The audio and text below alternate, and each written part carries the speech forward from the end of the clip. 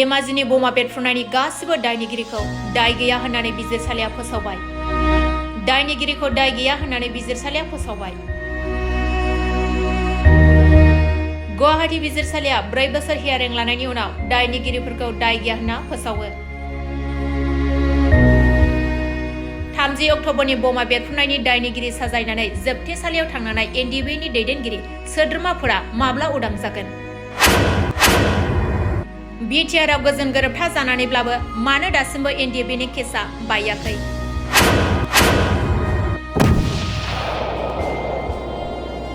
धेमाजियाव बमा बेरफ्रुनायनि गासिबो दायनिगिरिखौ दाय गैया होननानै गुवाहाटी बिजिरसालिया फोसावबाय।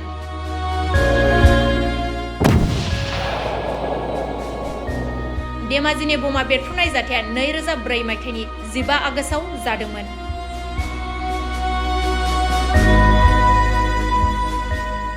बे बमा बेरफ्रुनायाव उन्दै उन्दै सा 10 फरायसाफोरखौ लाफानानै गासै सा 13 सुबुङा जिउ गोमादों।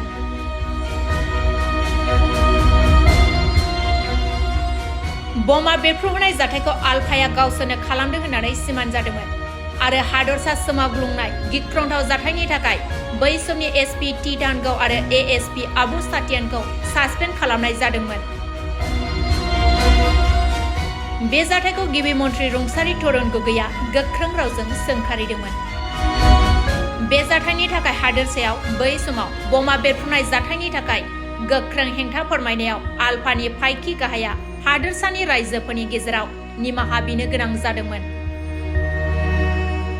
बेबायदियैनो गुबै दायनिगिरिया गोख्रों साजा मोनगोन होननानै बमा बेरफ्रुनायाव थैजानाय दुखुथिया नखरनि सोद्रोमाफोरजों लोगोसे हादरसानि नोगोरारिफ्रा मिजिं थिदोंमोन।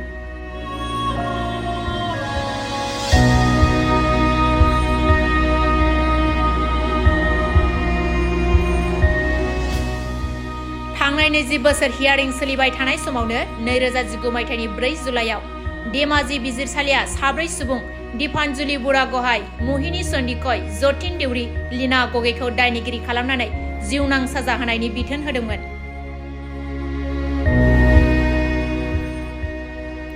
बेराफारसेथिं प्रशान्त बया आरो हेमेन गगैखौ 4 बोसोर जोबथेसालियाव थानांनायनि साजा होदोंमोन। बिनि उनाव दायनिगिरिफ्रा धेमाजि जिल्ला बिजिरसालिया बिजिरथाय होनायनि हेंथायै गुवाहाटी बिजिरसालियाव थांदोंमोन। बेबायदिनो बिजिरसालिया 4 बोसोर हियारिं लानायनि उनाव 6 दायनिगिरिफोरखौ गुवाहाटी गोजौ बिजिरसालिया दाय गैया होननानैसो फोसावबाय।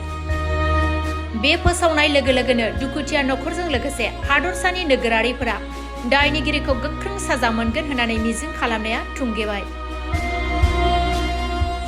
गुबुन फारसेथिं बिटिआर गोजोन गोरोबथा जानायनि उनावबो 2008 मायथाइनि 30 अक्ट'बरनि बमा बेरफ्रुनायनि दायनिगिरि महरै बिजिरसालिजों फोसावजानानै जोबथेसालियाव थांनांनाय एनडिएफबिनि गायसनगिरि आफादगिरि रन्जन दैमारि बिथांजों लोगोसे आफादनि गुबुन गुबुन बिबानगिरि सोद्रोमाफोरा आलफानि बायदि बिजिरसालिया दायनिगिरि फोसावनायनि उनावबो गुवाहाटी गोजौ बिजिरसालिया दिनै दाय गैया होननानै फोसावनाय बायदि जोबथेसालिनिफ्राय उदां जागोन ना जाया?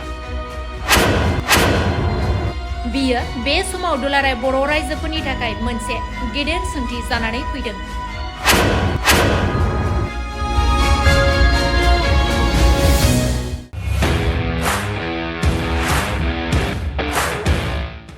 इन्डिपेन्डेन्स डे स्पेशल अफार लाबोदों सेरफांगुरियाव थानाय फुंखा इन्टारप्राइज बाजाज श'रुमा। बाजाज बाइक सालायनो मोजां मोनग्रा सुबुंफोरनि थाखाय गाहाम खौरां।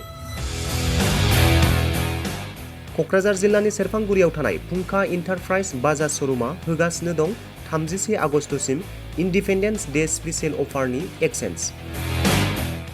बाइक बायगिरि बिथांमोना इसेल' बिबांनि रां होग्रोनानै प्लेटिनानि मडेल, बाजाज सिटीनि मडेल आरो पालसार 125नि गासैबो मडेलनि बाइकखौ आरसि आरो इन्सुरेन्स लाफानानै 10,999 रां बेसेनावनो ल'एस्ट डाउन पेमेन्ट होनानै बाइक लानो हागोन आरो 1,000 रां होग्रोनानै गोसो बायदि बाइकखौ आवग्रिनानै दोननो हागोन। सेरफांगुरि फुंखा इन्टारप्राइज बाजाज श'रुमजों लोगोसे सराइबिल फुंखा इन्टारप्राइज बाजाज श'रुमावबो बाइक बायगिरि बिथांमोना खुंफुंजानाय इन्डिपेन्डेन्स डे स्पेशल अफार लोगोसे एक्सेन्जआव फैनानै नोंथांमोननि बाजाजनि बाइकखौ लांफैनो हागोन। सेरफांगुरि फुंखा इन्टारप्राइज बाजार श'रुमा नोंथांमोननो लोगोसे मोजां अफारबो लाबोदों। बेफोरनो जाबाय 5 लिटार पेट्रल फ्रि, गंसे हेलमेट फ्रि, केस होनानै बाइक बायगिरिफोरनो 1000 रां केशबेक हरफिननाय जागोन। आबुङै मिथिबावनो थाखाय 9395303476 9101547892 जानबुं नम्बराव खौरां लाहरनो हागोन।